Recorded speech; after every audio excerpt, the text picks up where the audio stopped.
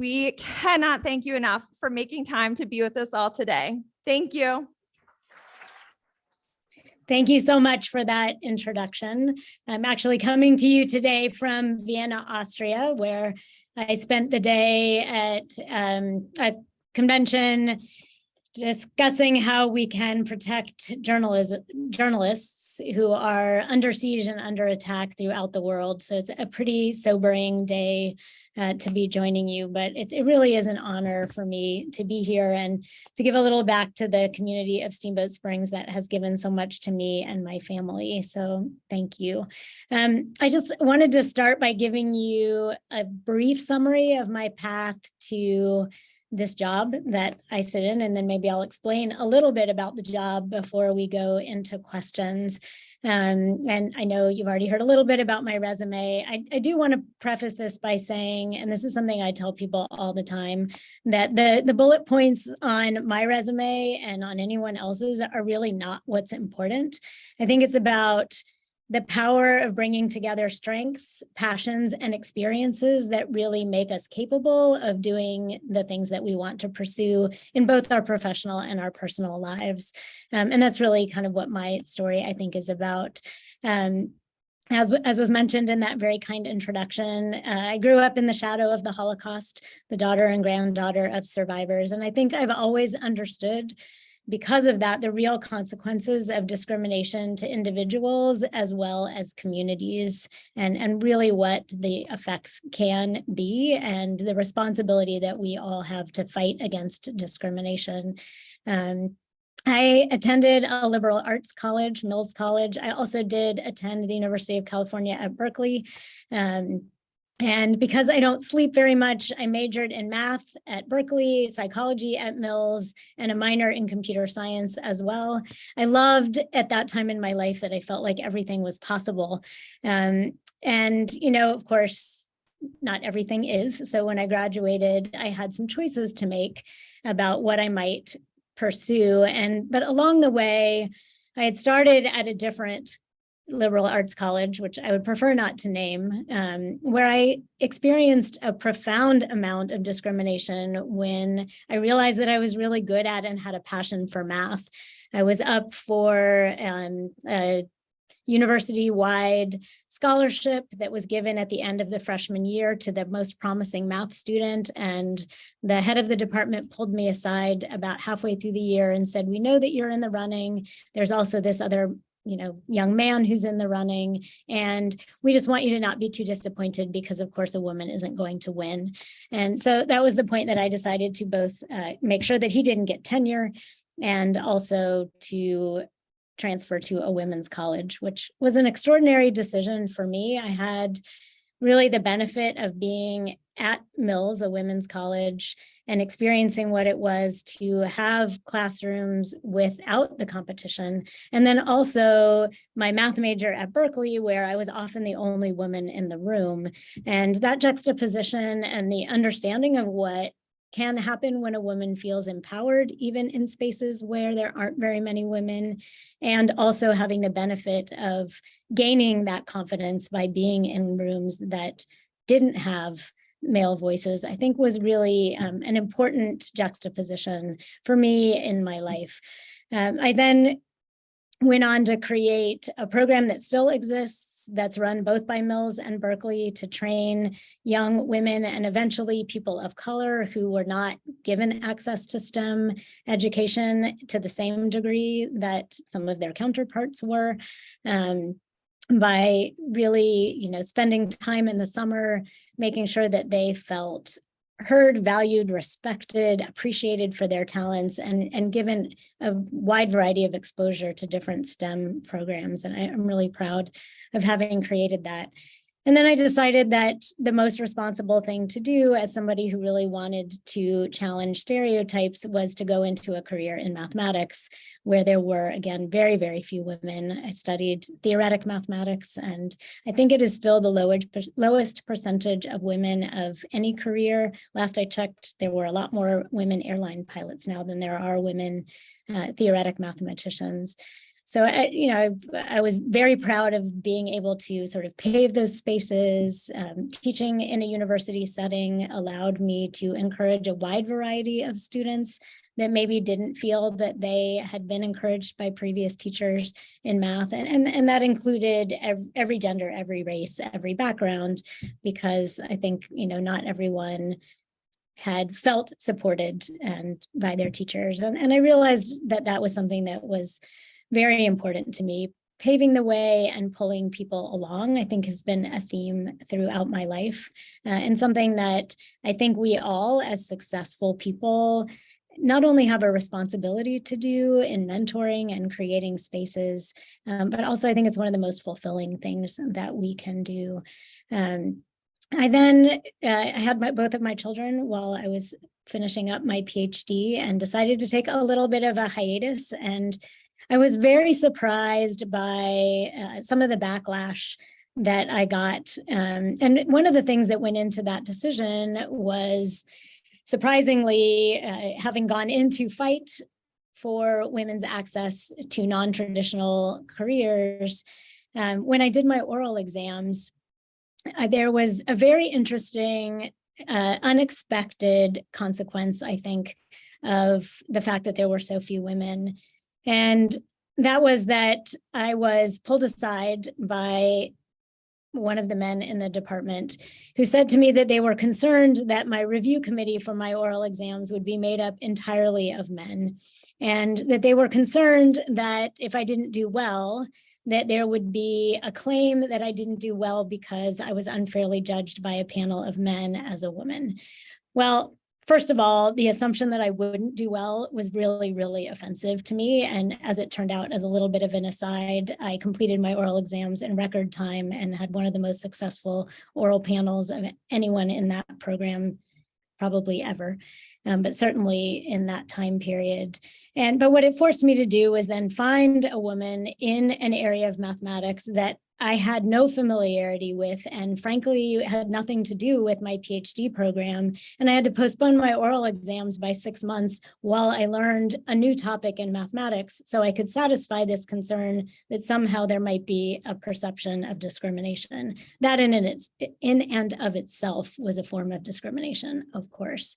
But as I said, I then decided that I really wanted to take a hiatus and be a mom. And I experienced a surprising amount of backlash from not just women, but men who I think felt that somehow I was selling out from a career that I had started to pave, and that somehow being a mom was a choice that a professional woman couldn't make for a period of time in her life.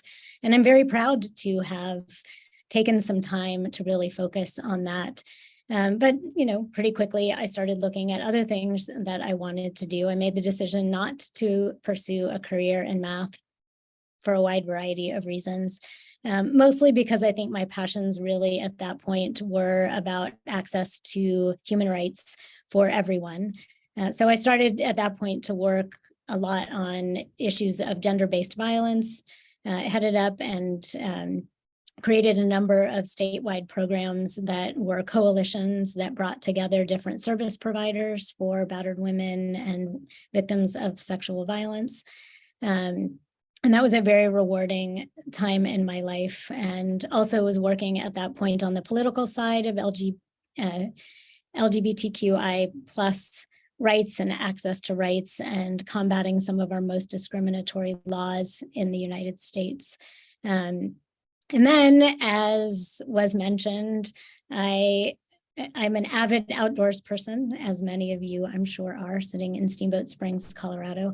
And I had a really life-transforming experience as an Outward Bound student when I was a teenager, and had been on the board nationally, and also at the North Carolina School of Outward Bound, and decided I wanted to be an instructor, and that the opportunity to take future leaders in young students, as well as executives from corporations, into the wilderness. And as was said earlier, I was hearing somebody talking about being out of their comfort zone. really important way, I think, to develop grit. And that is something that I realized I was also passionate about teaching, that, you know, if I was going to address access and human rights and equality, then making sure that I was part of developing compassionate leaders who thought about those things in all of the spaces where they had influence was also something that was really important to me. I think people don't necessarily understand that that is an aspect of outdoor education, but it was certainly the driving force for me. And then around that time, my daughter, who some of you may know, Zoe Taylor, was discovered at Vail Mountain telemark skiing and encouraged to come to Steamboat Springs and try her hand at competitive telemark skiing. And that's what brought my family to Steamboat. I believe it was in 2008. She competed at Steamboat Nationals, ended up winning a World Cup at Howelson Hill for the United States. I think she's the only American to win a telemark World Cup race in like 24 years now. So that was very exciting for us, but it meant that she went to middle school and high school for much of the year in Steamboat. We still have now our primary home there. And the community really means a lot to me. But as she was then facing graduating from high school, and much of my time at that point had been taken in managing the career of a ski racer, which some of you know is a pretty all-consuming thing, I started thinking about what would be next for me, and realized that political leaders have the ability to influence so many of the spaces that I was really passionate about. So I started to get involved in politics and realized that I am not a politician myself, and totally okay with that, but realized that I have kind of a knack for identifying really qualified candidates and for the political machinery behind getting people elected. And so that was something that I got very involved with, that led me to meeting Joe Biden, who shared my passion for addressing gender-based violence, and ended up working in the White House in his office, but under President Obama on the 20th anniversary of the Violence Against Women Act. And then President Obama, knowing my background and passion for human rights, appointed me to the Holocaust Memorial Council of our museum in Washington, where I did a lot of work on modern atrocity and genocide prevention, which to me, the only reason to continue to tell the stories of past atrocities is to make sure that we learn the important lessons that allow us to not commit those atrocities again. And then when I'm skipping kind of a lot of things, but, you know, throughout this, as I mentioned earlier, the important things are, you know, what are your strengths? And I kept figuring that out. I had strengths in teaching. I had strengths in leading from behind. I had strengths in logic.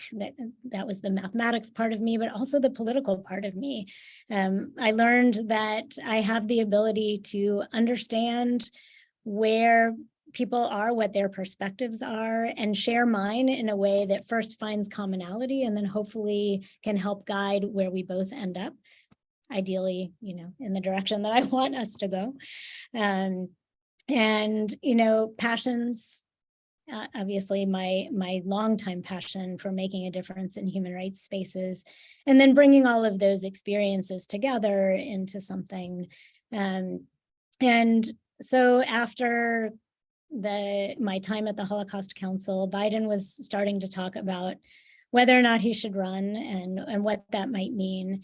And we had a very early conversation in September of 2018 before he decided to run about the United States having taken a step back from engagement in multilateral spaces, and the void that left, the way that actors like China were beginning to take advantage of it. And one of the most profound places where we really had left a vacuum was at the Human Rights Council, where we not only resigned our membership and our ability to vote, but we actually completely disengaged and were no longer even participating in an observer status.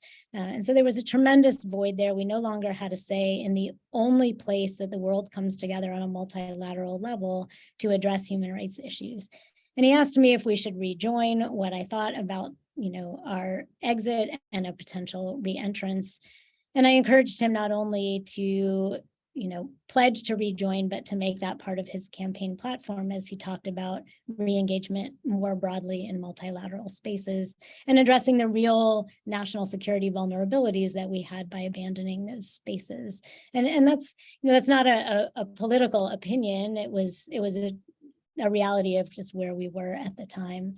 And then when he was elected, he and I had a conversation, and after a lot of soul searching, I decided to take up his offer to represent the United States in Geneva, Switzerland at the UN Human Rights Council. So that's kind of how I landed here or there. I'm in Vienna now.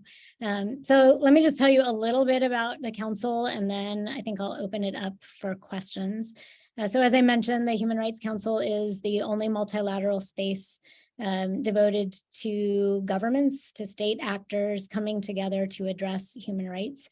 It's based on the principles of the Universal Declaration of Human Rights, which if you're not familiar with it, I strongly recommend that you look it up. It's an incredible platform of basically how the world engages on human rights issues.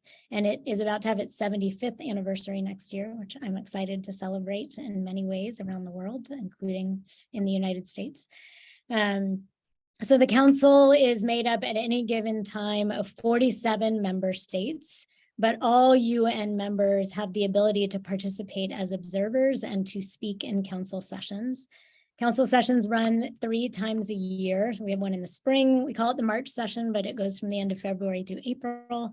And then we have a summer session, June and July, and one again in the fall at the end of September and October. And out of the Human Rights Council come a number of different mechanisms, all of which are intended to address real human rights challenges and make a difference on the ground. Some of those are thematic, like we created a special rapporteur. That's somebody who's basically an expert who reports back to the world on issues on sexual orientation and gender identity. We have some on the protection of journalists, on freedom of expression. We also create mechanisms that are investigatory mechanisms into country-specific situations. My entrance into this job, I arrived on the day that Russia invaded Ukraine. And my first week was our first week back on the Human Rights Council, having been gone for 5 years.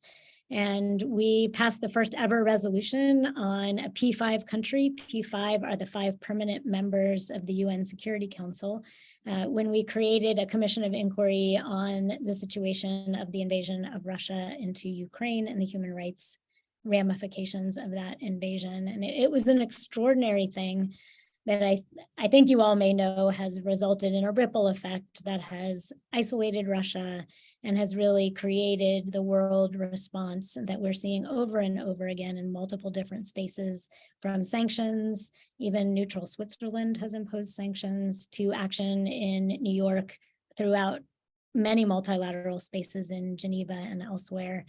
So I'm very proud of that. And I think I'm just going to end by saying that, as I said, one of the things I know about myself is that logic and compassion and empathy make me very good at figuring out what persuasive arguments work with decision makers in front of me. This made me really good at politics and teaching and atrocity prevention and developing future leaders through outdoor education. And of course, I figured this is what's going to make me really good as a diplomat. And it turns out that I think it does, and persuasion and negotiation is a significant part of what it means to be a diplomat. But I ran across this quote by UK diplomat Anthony Eden, who was their former prime minister, had some failures of his own, as many of you may know. But he said that the best diplomacy is that which gets its own way, but leaves the other side reasonably satisfied. It is often good diplomacy to resist a score. And I think that applies not just in the diplomatic world, but anywhere where we're engaging in negotiation. I think that just because we can win a negotiation, it doesn't always mean that we should. And sometimes the things that we negotiate hard for, always really, must be those that will last and that are taken in a broader context of what we're trying to accomplish as well. That takes a lot of discipline because short-term success feels really good. And I think we all know that. But I'll also say that I think the converse is true. Sometimes in diplomacy and elsewhere, we move the needle forward even when we aren't successful. And I really want to kind of hammer this point home. Being too measured about doing the hard things means we might risk not doing the right things. And I'll give you one really quick example. We just brought a decision forward on the situation of Uyghur Muslims in Xinjiang, China at the Human Rights Council. I took the lead on that. I was told repeatedly by Washington that it wasn't possible to basically pass anything when it came to the PRC, to the People's Republic of China, and that I shouldn't even try. We ended up not being able to pass a vote, but the result was 19 no's and 18 yeses, and the rest abstained, which was extraordinarily close. But what was successful about it was that for 2 days, states went on the record acknowledging the dire human rights situation taking place in Xinjiang. And that kind of public acknowledgement and shame is something that China wants to avoid at all cost. And we are seeing that quietly in bilateral diplomacy, China is now willing to engage on addressing their real human rights atrocities that are being committed against those Uyghurs. You may have heard about the report that was released by the UN High Commissioner. It got no traction at all in the media until after we made the very, very bold move of trying to pass a resolution on China in the UN. And as a result, it was the #2 trending Twitter topic for a long time. And now we're seeing more action being taken at the UN General Assembly in New York, where 50 countries, a record number, signed on to a joint statement condemning China's actions in Xinjiang. So at the Human Rights Council, I'm guided by the principle that what we do and the mechanisms we create must always be about improving human rights situations on the ground.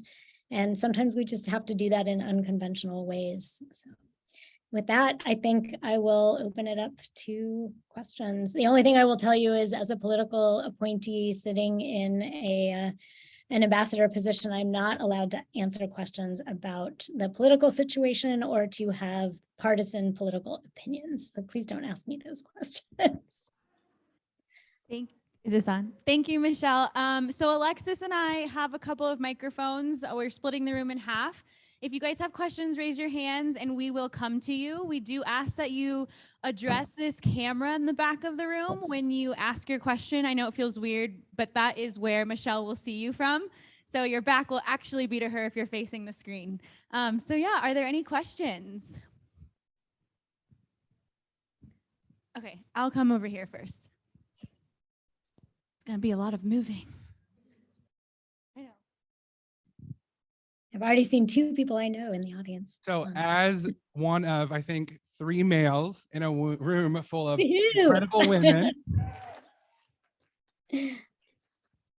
my question for you is, what could you tell me that would help me to inspire and to help all of these women find their way, their path, and to grow? That's a great question. And I really appreciate your being an ally, because I think that that's the first step, is even being willing to ask that question. And, you know, I think it's just, it's important, first of all, to recognize that there are inequities in leadership, and that, you know, as a man, I think it's one of the things that you can do is encourage women's voices to be heard, especially if you are in a position where you're maybe moderating a discussion or, you know, leading just a group around a boardroom table. It's very easy for male voices to dominate the room, in some ways by virtue of the tenor of their voices. It used to be, by the way, that Zoom, their algorithm, in order to pick up who the speaker was supposed to be, actually excluded women's voices from being given the preferential microphone, because it thought that they were having side conversations because of the tenor of their voice being at a slightly higher pitch and less volume, essentially. So I think just, you know, being aware of those equities is really important. mentoring, I think, is incredibly important. As I mentioned earlier, creating spaces for people to come along. And, so often women don't necessarily have people who are helping to pave the way for them. And, for a man to sort of consciously say, I'm going to take on a woman and I'm going to tell her, all of the things that I have found that have made me successful in my job, that's an opportunity that women don't always get. And so I would really encourage you, if you're thinking about mentoring, to take on women as your mentees. And, I think, again, I think showing up in these spaces is really important. Also, maybe don't be the first one to ask the question if you're one of the guys in the room at a conversation that's about women. Sorry to be so bold.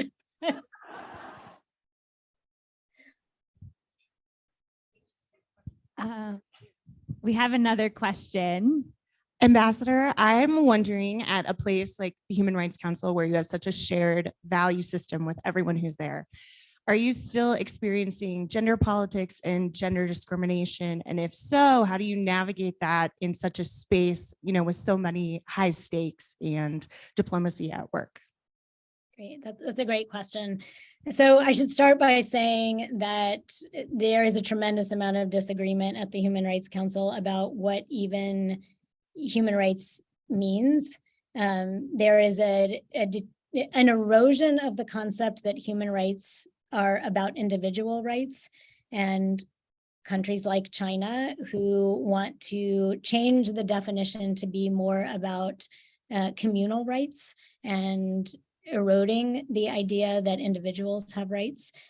So I spend a lot of my time actually negotiating with folks who have a very different perception and value system around human rights than I have. So just need to correct that for a moment. Sadly, we had very robust, agreed upon language about gender throughout the UN. And in the last few years, we're seeing that being eroded significantly. You might have heard, I'm very careful to use language like women and girls in all of their diversity, because the concept of what it means to be a woman or a girl, of course, is being expanded. And we're finding that language like that is actually being pushed back and out of the UN system. So right now we're at a place where addressing those issues is of heightened importance, I think. We do, in the summer session, we focus a lot on women and girls. Some of the places that we agree upon is women and girls human rights are more challenged than any other demographic in situations of conflict. So of course, we're seeing that right now in Ukraine. I don't know how much you all have been following the situation in Iran, but women and young girls are literally being murdered for trying to exercise their right to speak out.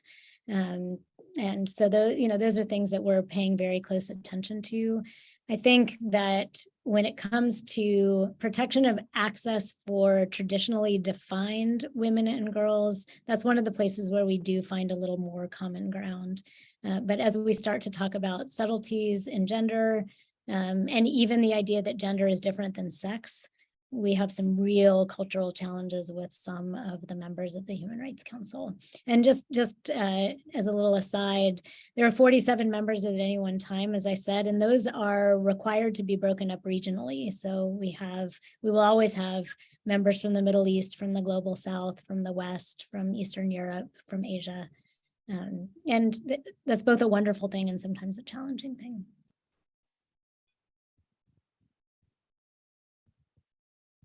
Kind of playing off of that question, in this divisive time, and you were talking about how people do have a disagreement about what counts as a human right. How do you have a productive conversation with someone who disagrees on something so fundamental? So I think that is the thing we are wrestling with the most here in Geneva. We actually have a new High Commissioner for Human Rights who just came in, and I had this very conversation with him a couple of days ago. He's Austrian. He actually comes from the field, working mostly on humanitarian and refugee issues. And I mean, it is a real struggle. And, I can sit across from my counterpart from China, and there's a lot of stuff in the media about he and I going head to head, and know that we have a very, very different perspective. So the first thing that I try to do is go back to those fundamental things that we can agree on, which is that particularly groups of people should never fear violence for the category that they fall under. And that was ultimately how we negotiated with our Arab partners on the sexual orientation and gender identity special rapporteur that I mentioned before. That was a very hotly contested vote because there are countries that were concerned that we were trying to impose Western values and ideas of what behavior is acceptable. And I really, in all of my one-on-one negotiations with folks that I knew were adversaries, boiled it down to, we're not telling anyone what their values should be, but we all agree that no one should fear violence arbitrarily. And so when we can boil it down to what one thing that maybe we agree on, that helps. I will say that we on votes that are contested, on things that we don't come to consensus on, it's often a hard fight to make sure that the things that we need to pass. And sometimes they're very narrow margins. And in the one case of China, it's only the second time that a resolution has failed in the Human Rights Council because we do so much negotiation in advance. I hope that answered your question. Any other questions? Raise your hand. Oh, right here. Hi, this is more of a mom question. My daughter is headed off to college, most likely STEM. And what advice would you give her to navigate that for her college and future career? Oh, that's a great question. So while I was a psychology major and math major, I actually conducted studies on the correlation between assertiveness and success in non-traditional fields for women. And one of the things that I advise sort of all young women is to do some assertiveness training, not aggressive training, but assertiveness training. So, learn feedback skills, learn how to advocate for your rights and your opportunities. Learn to have challenging conversations with folks that maybe aren't encouraging her or are subtly discouraging her. We talked earlier about oftentimes, and particularly in classrooms, there's been a lot of studies done on this. Girls' questions aren't always, and later in college and beyond, women's questions aren't always answered with the same length of time. Sometimes women's voices aren't being heard. And I would encourage her to be analytic about the situations that she's in and not be afraid to raise those sort of very tangible things that she might be seeing. And then again, I cannot express enough the value of having mentors.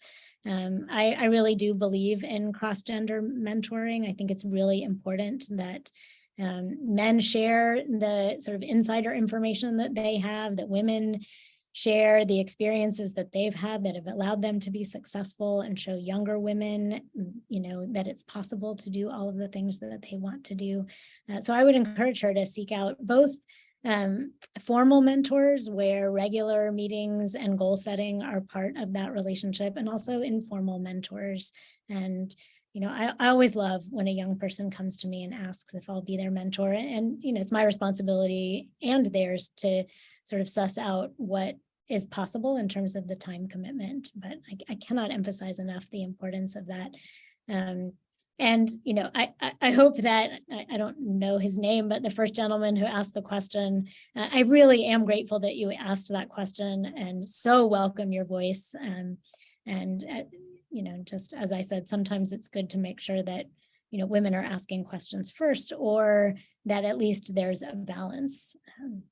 So I think that's something that we can keep track of. We can notice if there's a relatively equally balanced gender makeup of a room, and how many questions are being asked by men versus women. Are the questions that are being asked by women and men on topics that are of interest to both, because I do think sometimes we get sort of cultural indications that tell us that there are topics that we should engage on. And I would argue that there's absolutely no topic that we shouldn't engage on. And I think the last thing that I'll say is that when it comes to diversity of any kind, I am a firm believer in creating spaces where people can bring the full breadth of their experience.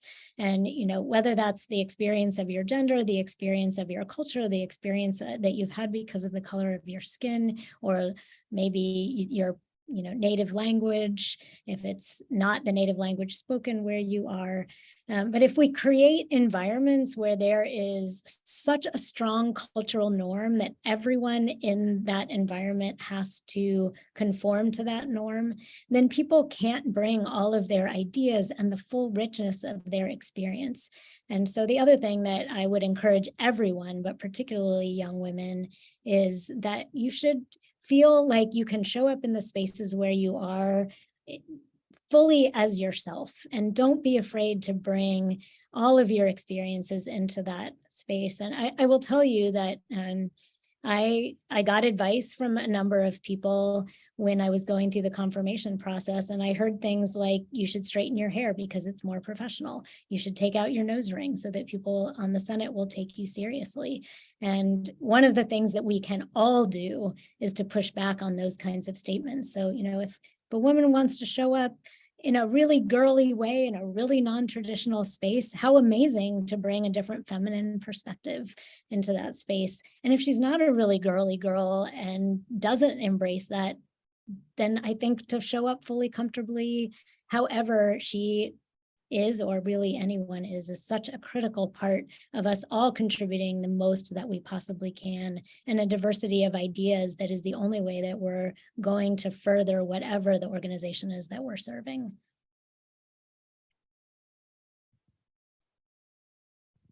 Do we have time for a few more questions? Okay.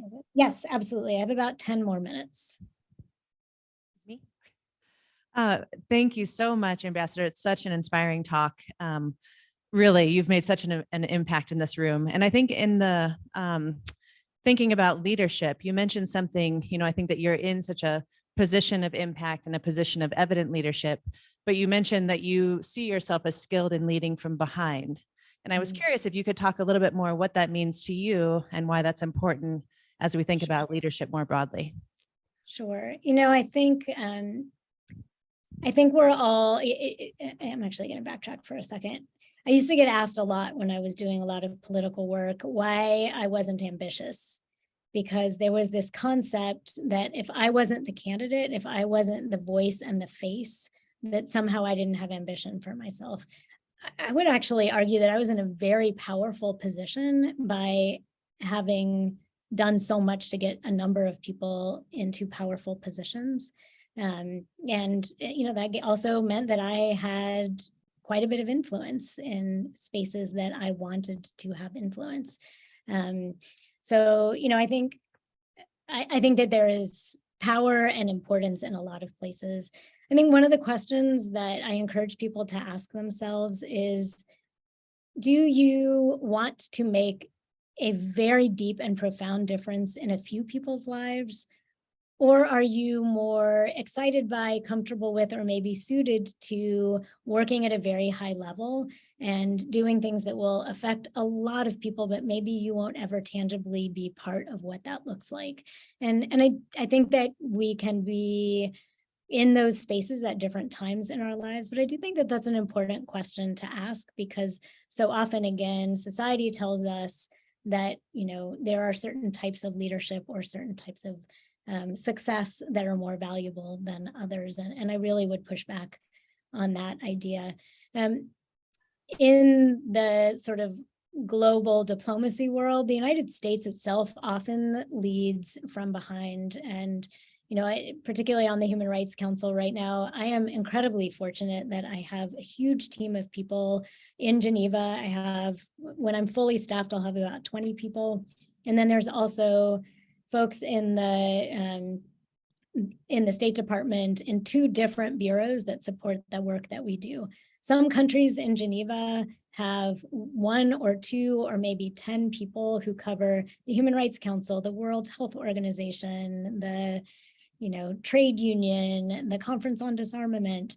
And so one of the ways that the United States can be incredibly helpful and even take a leadership role is for my team to help draft language around the kinds of things that are presented at the council, even if another country is technically in the lead. We can help by having Washington make high-level phone calls, having all of us in Geneva reaching out to our counterparts when it comes to trying to get the language agreed upon and then, votes to go the way that we want them to. But all of that happens very quietly. It's very rare that I'm the person in the room standing up and saying the United States is bringing this idea forward. The China one was an exception because no one else was willing to go up against China but me.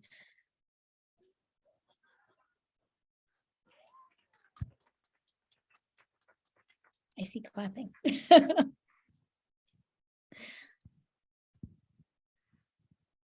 I think I can do one more question probably.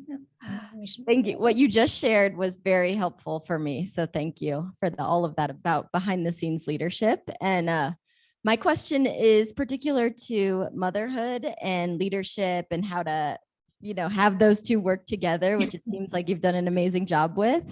Love that you experienced taking that time away and kind of handling that pushback for it. And I have 2 little kids. I'm trying to work full time and have a really positive impact as an entrepreneur, and just would love to know any words of advice you have on navigating that dynamic balance, being able to take time away from work and still have the impact in the career you want to have. Just anything you want to share around that would be extremely helpful. Well, I'll start by saying that many people told me that my husband was going to divorce me if I decided to be a stay-home mom for a while because I would be boring and he would get tired of me. So, that was kind of where I was starting from. So, I would say, first of all, every family is different and every family's needs are different, and no one from the outside can judge what is best for you.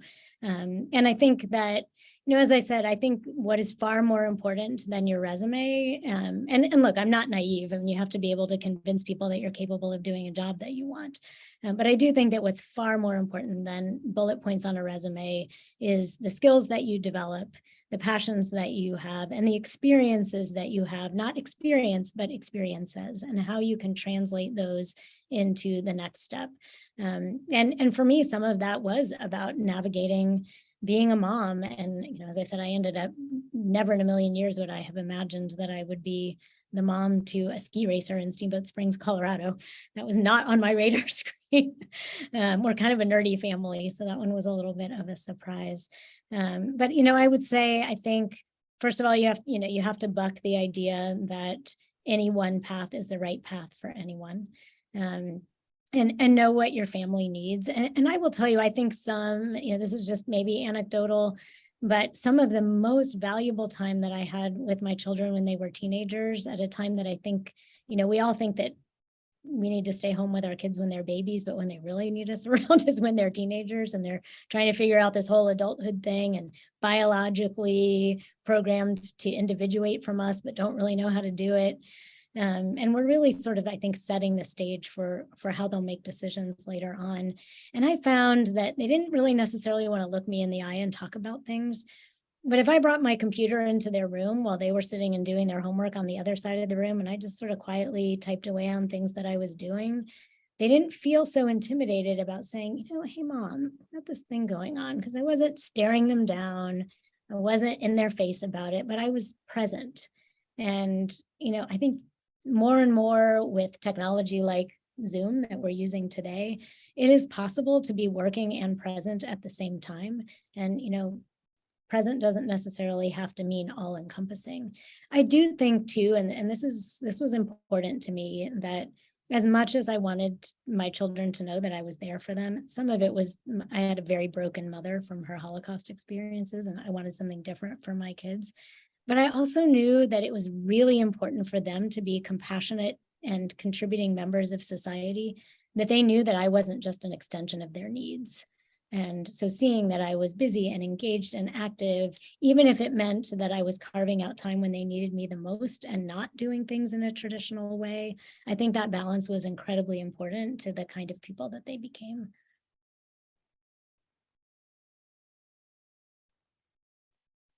So I hope that helps. Michelle, do you have time for another question? How are we doing? Yes, I do actually. Okay. One more question, and then I wanted to share a really funny story about how I arrived in Geneva before I leave, just so we can end on a light note. Okay. Thank you. Yeah. Hi, Michelle. This has been super impactful. Okay, so in the tradition of the Duchess, Miss Meghan Markle, so and her podcast, it's called Archetypes. And so what she does is try to attack like all the female archetypes, like you're bimbo, you're slut, blah, blah, blah. So at the end, she goes, what are the 3 words that you would describe yourself as a child? And the 3 words that you would describe yourself now? Wow. Okay. That's going to take a little bit. Child. I would say sad, hopeful,